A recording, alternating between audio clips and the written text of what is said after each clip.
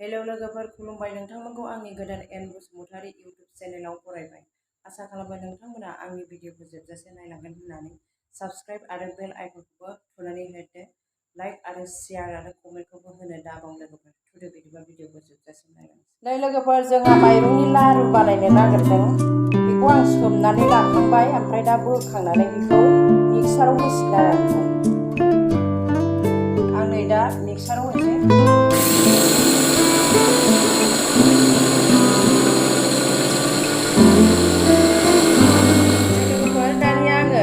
बनखौ उननानै लाखांबाय आरो दानिया नै नालेंखरखौ उनसिगोन आङो मिक्साराव होनानै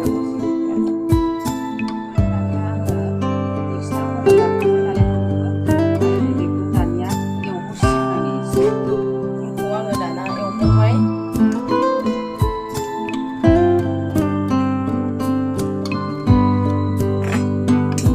एसे एवहोनानै लानोसै।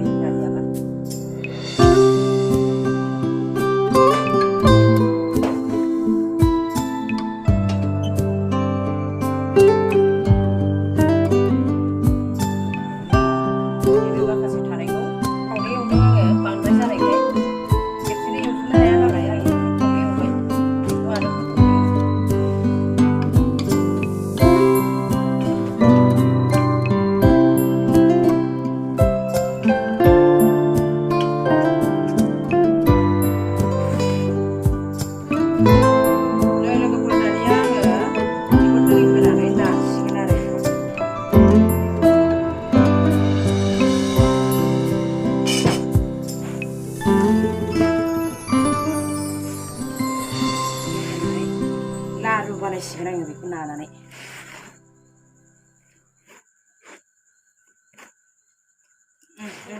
माबाबा दे दाना आं लारु बानायनोसै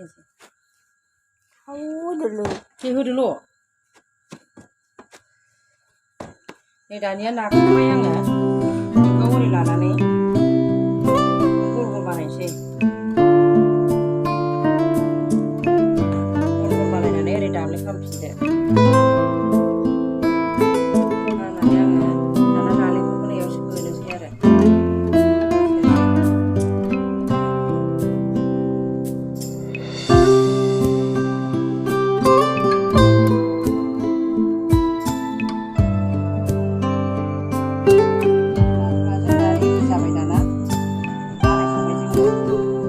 दानिया नै दै फुदुंबाय, बेयाव दैया दुंहांबायानो होबाय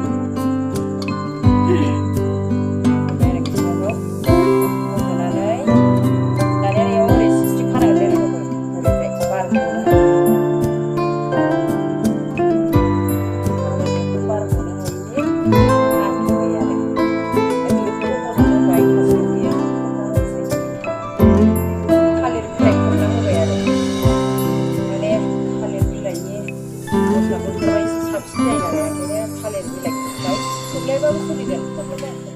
नायनोसै बोलानानै लोगोफोर।